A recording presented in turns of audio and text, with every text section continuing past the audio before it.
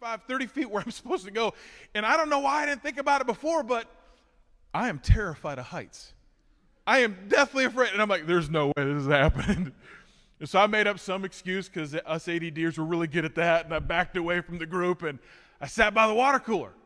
I sat there for almost 3 hours. Kids would come over and they'd ask, hey, when are you going to climb? And I'd, make a joke or whatever. Hey, I'm hydrating people. I'm the water boy. Leave me alone. And then one of the instructors came over to me and he's just like, hey, I've noticed everybody's climbed but you. You got your helmet, you got your harness, and you haven't given it a shot yet. I had a moment of honesty and I looked at him and I said, hey, don't tell the kids, but man, I'm terrified. I'm so afraid of heights. He's like, yeah, I've seen that before. And, I don't do this for everybody. It's not really part of my job, but I think I want to do this for you because I know these kids would really love to see you conquer this mountain today. He's like, would you be willing to try if I climbed right beside you? If you didn't have to do this alone?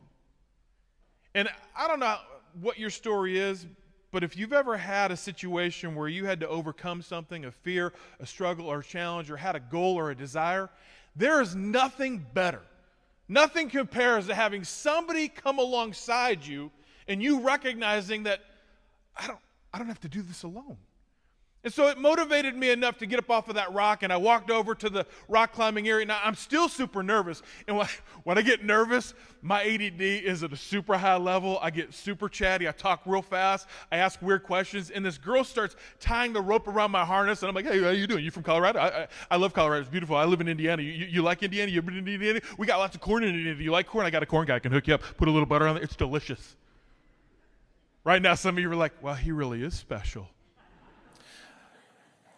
I grew up hating tests. I hated tests. It might have been because of the trauma that I experienced in elementary school. Because in elementary school, there are a lot of weird tests. It's not just a math test. It's not just an English test. They had weird, messed up tests. Like, I'll never forget the day where the teacher announced, today we are going to take a lice test. Everybody's looking around like, hey, and I even raised my hand. I'm like, Miss Shisham, I didn't study for this. Nobody knows what a lice is. And then one kid, she raises her hand, Miss Shisham, what's a lice? And I remember she described it like this. She's like, well, they're these little bugs that get in your hair and then they lay eggs and we want to make sure, and it's contagious. We just want to make sure you guys don't have that. Now, to a little kid in elementary school, all they hear is, there is a monster that wants to burrow into your head and start a village. And everyone's looking around like, hey, I hope I don't fail this. And it was always really weird. Do they do this anymore? Do they still do lice tests? Okay, they used to, maybe back in the 80s, we had a lot of lice. I don't know. But they would get us up out of the desk and we would walk to the other end of the building. That's where the examinations took place. And there were always these two ladies, and they had chopsticks. And there was a stool, and when it was your turn, you go in there and you sit on the stool, and then they literally like leaf through your hair with chopsticks. And I can remember I was standing next to my good buddy Billy. Billy had what we call terminal bedhead. You ever seen a kid like that? Like their hair is like all over the place. It's kind of like living art. Every day you're like, it's gonna lean that way, and this way it's gonna be that way, and you just never know, right? He never combed it, and I guarantee you, everyone's thinking, if he doesn't have lice, I don't know, he's got something in there. But if you were to ask me, Ben, what is one takeaway from your 3 years in working with the team that you will never forget? Here it is. My third and final point.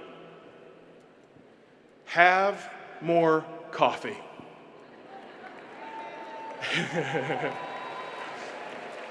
Because coffee builds community.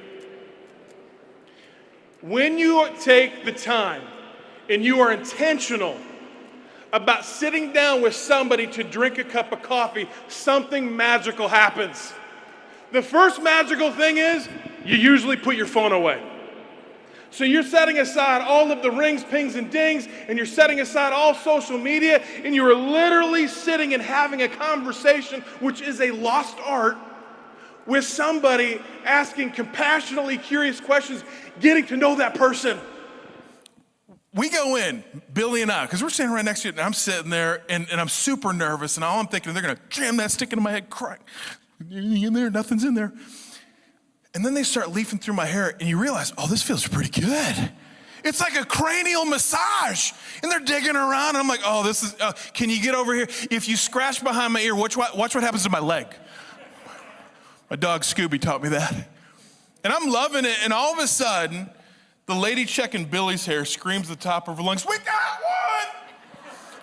Sirens went off, people called 911 or something. I blacked out. I don't even know what happened. I just kind of passed out.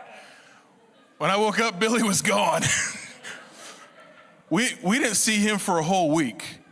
When he finally shows up a week later, like his head shaved bald and he's wearing a lice and tick collar.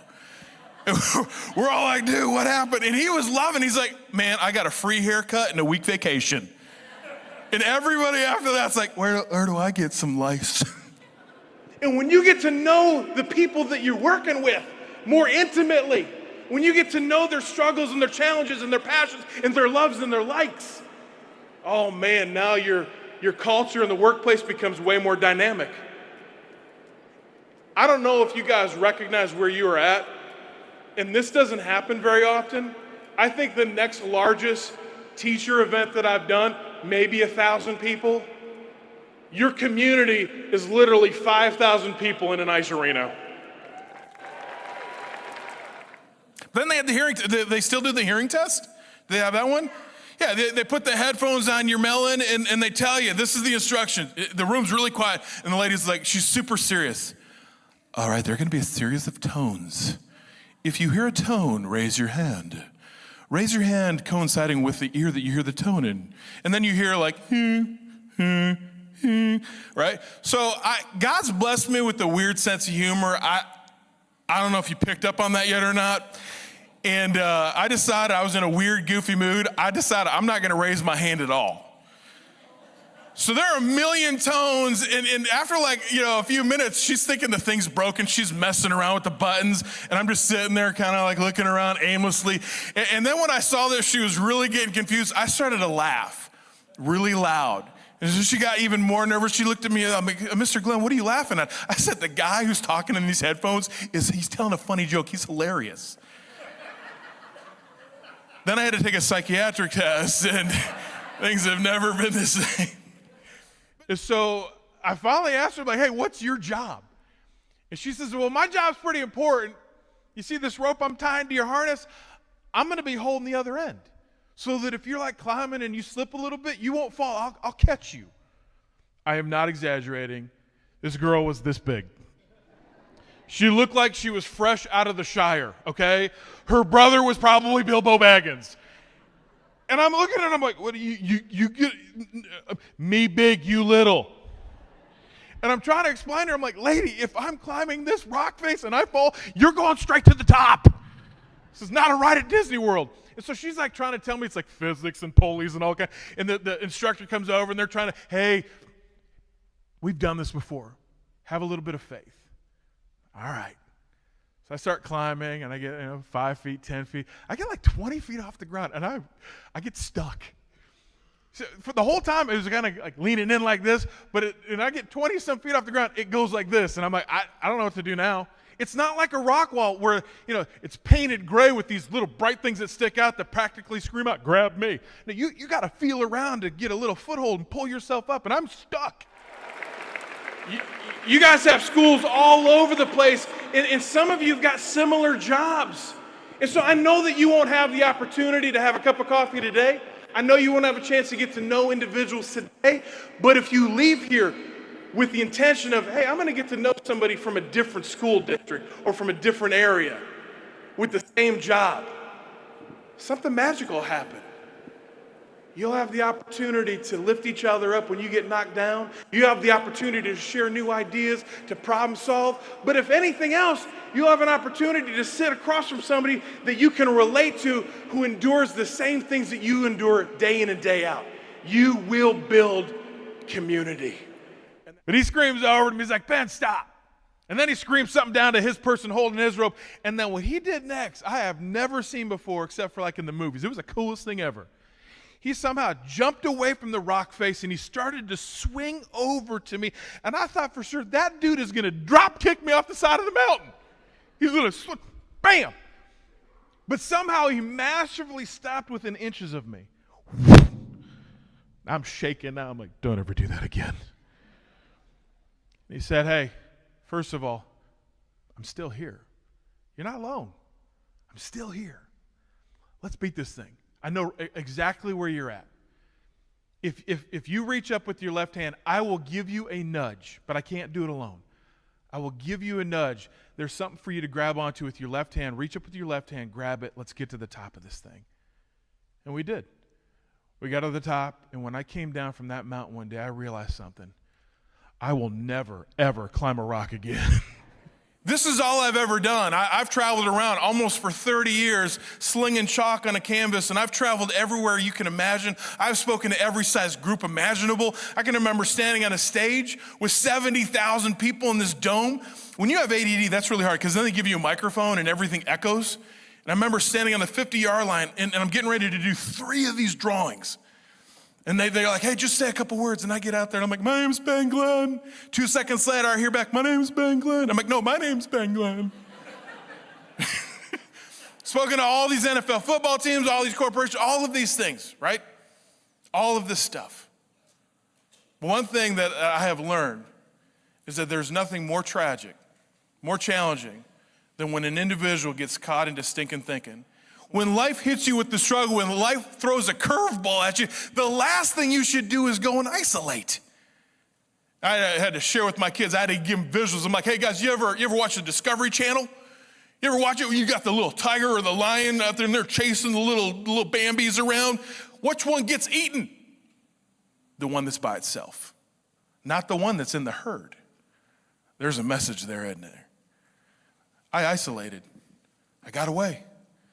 And when you get away and it's just you and yourself, man, sometimes our brain just goes dark.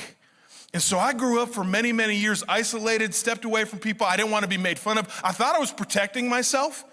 You know, you build these emotional walls through the hurt and pain. And so by the time I was in the 9th grade, I was a loner. Now, I'm grateful that I had a chance to track down my teachers and give them all big bear hugs. I can remember when I found Mrs. Thielberg. I was setting up my gear. Their school had hired me for an event, and she came into the gymnasium. I ran at her. She was afraid. I'm a big guy. And I finally gave her that big bear hug, and I got to say those words that I wanted to say so many times. Thank you for not giving up on me. Thank you for helping me find it. And so for the next 12 minutes and 33 seconds, as you're watching a man with ADHD attack a bedsheet from Target with chalk, let this sink in. Let it take root. You make a difference. Thank you for what you do. Enjoy this drawing. Go ahead and start my music.